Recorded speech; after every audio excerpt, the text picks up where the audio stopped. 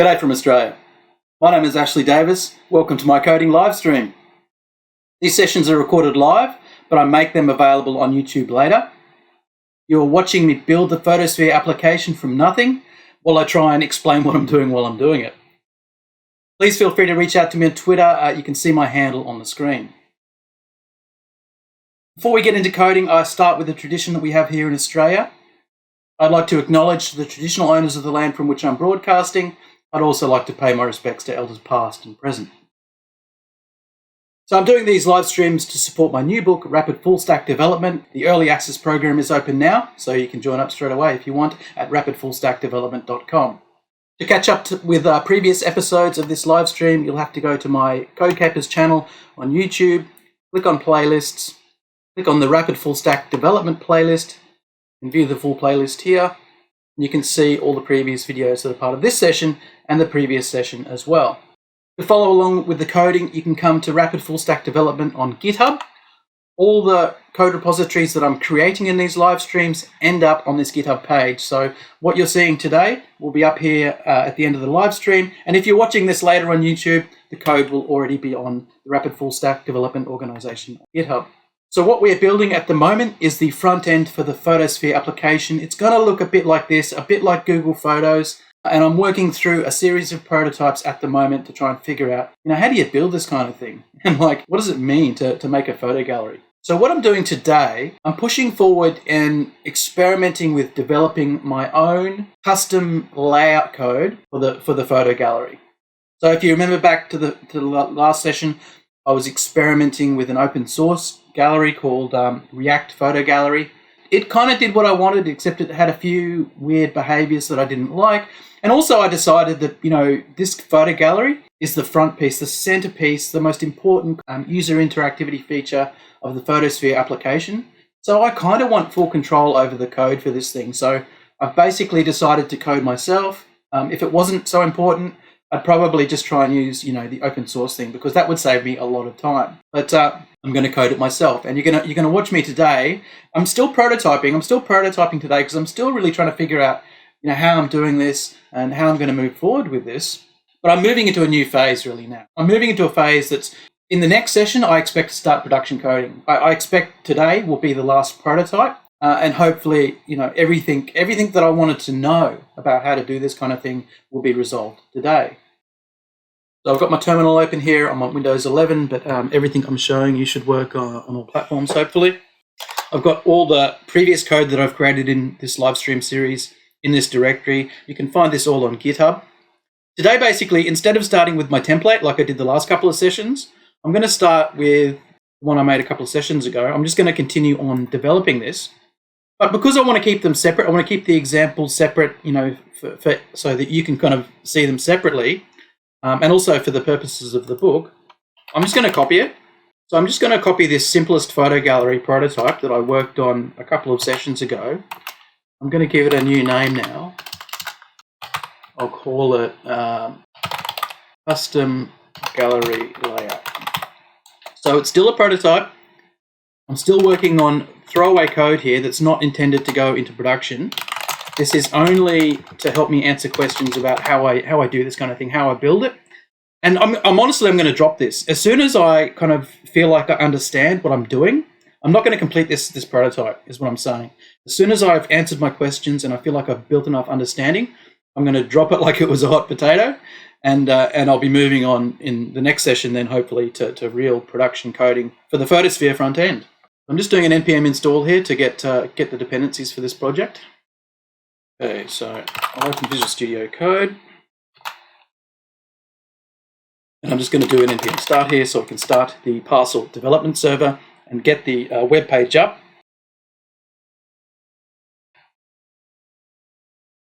A quick review of the code that we wrote last time. We have a JSON file full of gallery test data, so that's full of photos that were randomly selected using the Unsplash API. So we've loaded that into a gallery variable. We're console logging that so we can look at that in the web browser to see that the data looks okay. And then we're just iterating over all the items in the gallery and rendering each one as an image in HTML. Let's see what that looks like. So that was our simplest possible gallery where we left it last time. And the thing that we're trying to fix, the thing that we need to use this custom kind of layout algorithm for that I'm going to write, is we want to get rid of these ugly gaps on the right-hand side here. Now, at the moment, we're using Flexbox to render this on a row, and this particular option here, wrap, to wrap it. So if we remove that, we can see it forces all the photos to be on a single row, and we've set our target row height here to be 200 pixels. Now, what I really want to do here is not just render all the gallery items one after the other like this. What I want to do instead is break them up, manually break them up into rows, and then render each row in turn, and then in each row render each photo. Now, if I do that, if I break this up and render it row by row, then I can control separately the height of each row, and I think that's going to help get me where I want to go. Because, well, if I put that wrapping back in, what I'm trying to achieve here is I want to expand the width of each of these photos so it lines up along the right-hand side here. But the way I can do that is by adjusting the row height. So I want to start with like a target row height, the kind of row height I'm aiming for, and then I want to be able to adjust that so I can push the photos up against the right-hand side here. Now, if I break this up into multiple rows, I think that's going to be easier to achieve.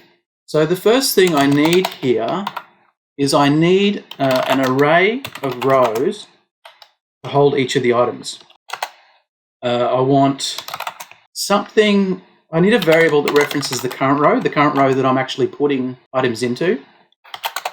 And let's say each row has a number of items in it. So that should be current row.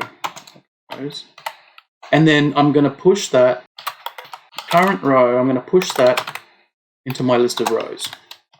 Now I can traverse the gallery, so I'm going to loop over all the items in the gallery.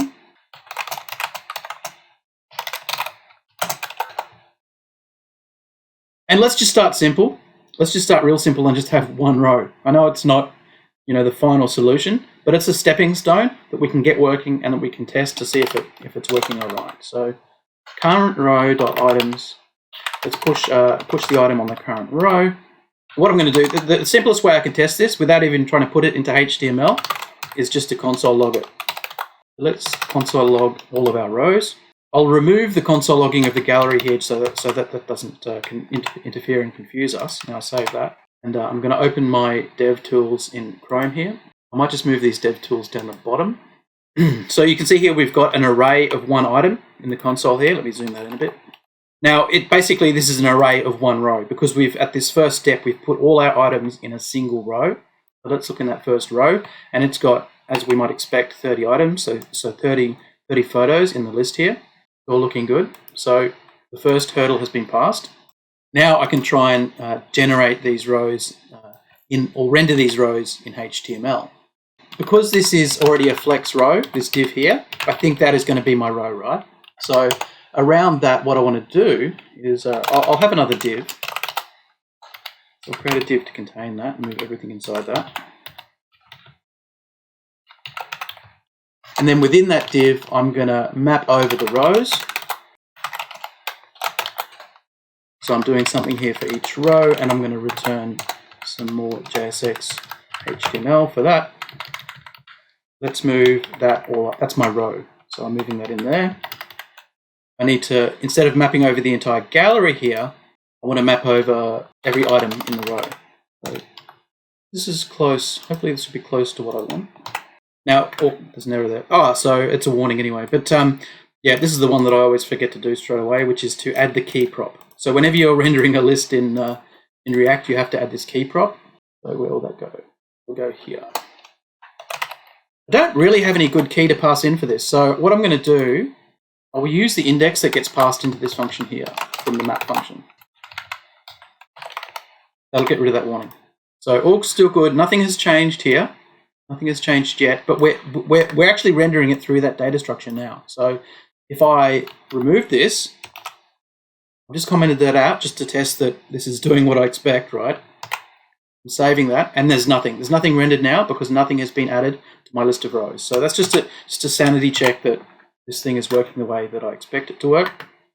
Now, what we want to do, the thing that we have to do here is that we're accumulating these items in the current row. But if the number of items sort of goes beyond the right-hand boundary, we want to start a new row. So we need some logic. We need some logic in here to kind of detect that and to start the new row. So that I can see what I'm doing here, I'm gonna put a max width on the gallery. Let's start that at say 400, and just tweak that how we want to have that in the end. So in my div here, this is all prototyping as well. Remember, this isn't production code. I can do what I want here, and I don't have to worry about the design of this or whether it's nice code or elegant. I'll deal with that later. I'll deal with that once I know what I'm doing and where I'm heading with this. So I'm going to put a width on this div of that gallery width variable that we just created. That doesn't do anything yet. Like we can't see the result of that because we're not. What we need to do here is we need to say if the items have gone beyond that width, then we push them onto a new row, but we haven't done that yet. But I can visually see what I'm doing here if I add a border and solid green on pixel. That might be obscured. Let me check a height in here and just see. I just want to be able to see that border.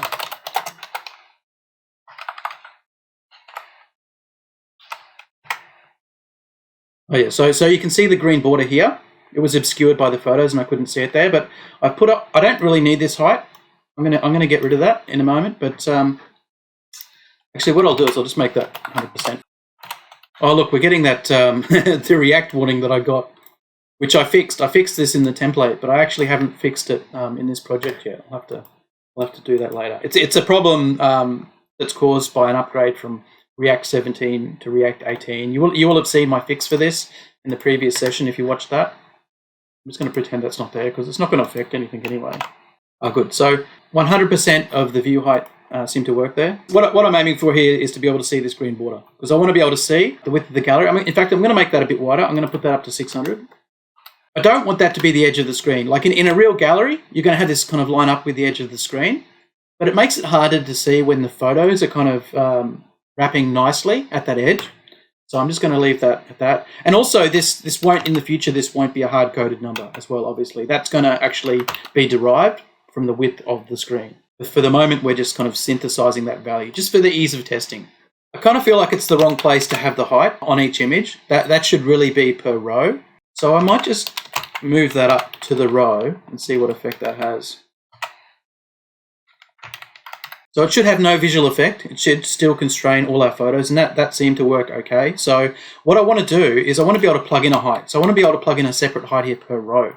Now this algorithm is about to start getting a little bit complicated. Let's get into it. So we need to track what the current row width is. And we're starting at 0 because at the start we haven't added any photos to any of our rows yet. And then what we want to do is we want to look at the current row. If the current row width is greater than 0, so if we have added something already, then if the current row width plus the item width, so we've got a width on each item. If you remember, I've looked at this data so many times I just know it, but if you need to check this kind of stuff, you can literally drill down into the data and see what you've got here. So there's a whole bunch of data here from the Unsplash API. You can see we've got a width, we've got a height in here as well as the thumbnail URL. So all the details we need are in the data, and if you need to figure out what it is, you can kind of look down there and find it. So if the current row width plus the width height is the item width is greater than the gallery width, this is where we want to start a new row, right?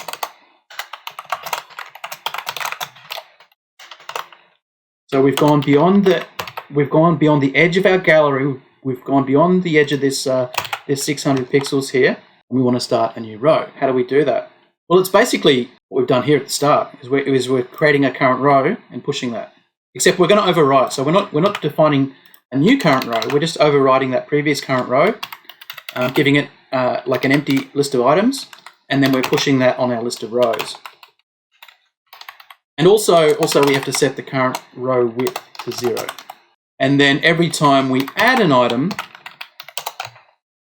we want to add the width of the item to the current row width. So I'm going to save this, and fingers crossed we'll see something that looks useful. No, that's completely barfed. What's wrong with that? Oh, I think I know what it is. There is an issue here. So let's have a look at the widths that I'm using here. I mean, we can drill down in the data and do this, right? We can drill down in the data and have a look at what the widths are and the heights. Now, what stands out to you about this is what I'm asking.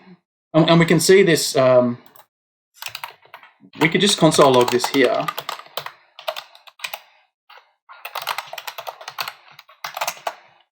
And I'll get rid of this console log here just so that doesn't get in our way. So we're just logging out the width. Now, do you see what the problem is here? So the width of each of these is greater than the width of our gallery. So these photos are like really high resolution, and the width and the height of them, even though they're rendering small here, you can see the browser has reduced them so that the height is 200 pixels, like what I specified in my CSS. But the actual kind of numeric width that we've got recorded is the high resolution size of that photo. Every time we hit this kind of if statement here, it's going to overflow that 600 pixels. So that's an interesting problem. What we need to do here is we need to compute the aspect ratio of each item, each image, and then we have to kind of scale it down ourselves. And so we have to do this calculation here on a scaled down item width. Now to do this, to rescale it, we really need to kind of know what our target row height is. So I'm going to plug that in now, target row height. And we were setting that to 200 down here somewhere. Yeah, 200. So that's what I'm going to set this to. So I'm going to make that the target row height is 200 pixels. And just to make sure all our code uses that as its source of truth, I'm going to plug that in down here. We're plugging that in as the actual row height. Target row height is 200. And you'll notice whenever I'm saving my code here, it's refreshing on the side here. I'm going to get rid of this console log for the moment. Well, ideally what I'm looking for is no errors to be occurring here and no visual problems to be, besides the ones we know about already. Nothing to be going wrong as I'm changing my code. If something goes wrong, I want to figure out what that is and fix it straight away. Part of my philosophy, is to always have working code. And if something goes wrong, you should know about it straight away and you should fix it straight away. So let's get an aspect ratio computed. A little bit of maths here, not much really required, but it's the width divided by the height of the gallery item. And what we can do from that is we can recompute. Is it the height? No, it's the width. It's the width I want to compute because what we have is the height already. And what I want to compute the new width based on the height.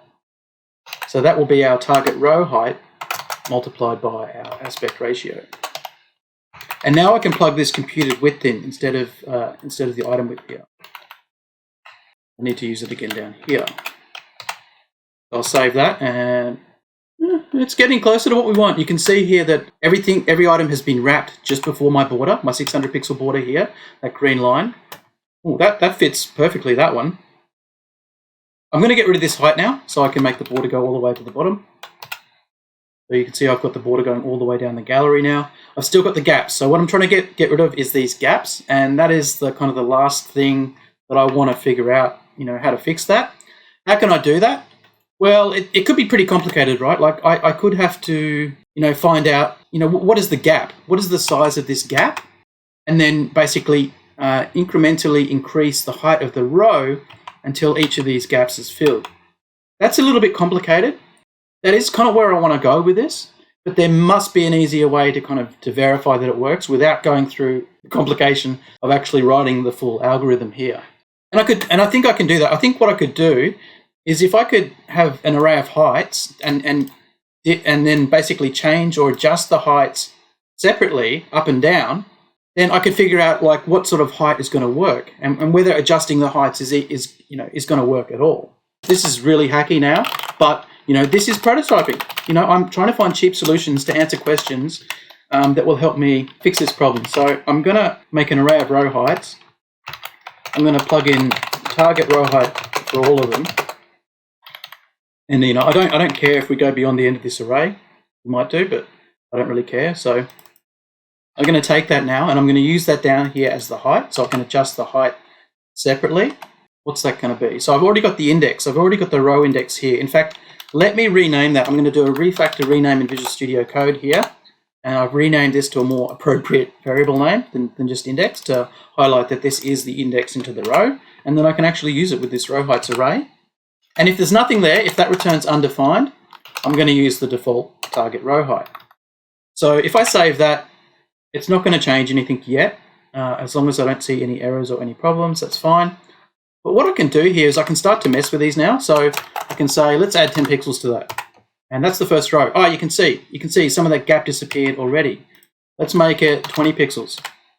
Well, that's almost perfect. Like I could go beyond that. Let's say go to 40 pixels plus on that. You can see that it's now overflowing. 20 pixels was a pretty good guess. Let's do the next one. Almost there. It's not going to be 20 again, is that surely? Almost. 22. It's just over, 21. But let's just get a couple of these done. Just over what I need. So 75. Perfect. So you can see where I'm going here. I could keep going and I could keep lining these up. So that's the trick here, right? That's the trick, is to find a way to compute the height of each row so that we fill the gap in the photo gallery. And we can make, we can easily change the width of the gallery here. I want to get it just lined up kind of nicely with the edge of the screen there. Not quite. So I'm just trying to line up that little border there with the right-hand edge of the web page there. Almost so you can't see that border. There, it's gone. So that's roughly it. I'm not trying to make it perfect. But you can see here I'm lining all these up against the side of the screen there and getting hopefully kind of a nice gallery layout. Anyway, that's good enough. That's good enough to show that I can get rid of those gaps. I can do that fairly easily by being able to manipulate these row heights. So I'm basically done with this prototype. I have answered the questions I had in my own head about how I do this thing, how do I achieve it, and there's more that can be added to this layout algorithm here. We need to kind of be computing those row heights, but that's going to be when I build this thing for real in production. So it's pretty hacky, I must admit, having this in there, hard coding that stuff. But I'm not going to clean this code up. This is a throwaway prototype, and the only reason I'm not going to throw it away is because I'm going to put this on GitHub so you can have a look at it later. Otherwise, this is really just the only outcome of this little project is to generate my own understanding, build my own understanding of how to do this kind of thing. So that's it for today's live stream, today's prototyping session. I'm really pleased to say that I've got a really strong direction for building this photo gallery, and I'm going to be starting some test-driven development in the next session. So keep an eye on Twitch and Twitter, and I'll let you know when I'm going to be live streaming again. We're going to be using test-driven development to rebuild this algorithm, this gallery layout algorithm, into really, really reliable and bulletproof code. Thanks so much for watching. Please check out rapidfullstackdevelopment.com, and I'll see you again next time.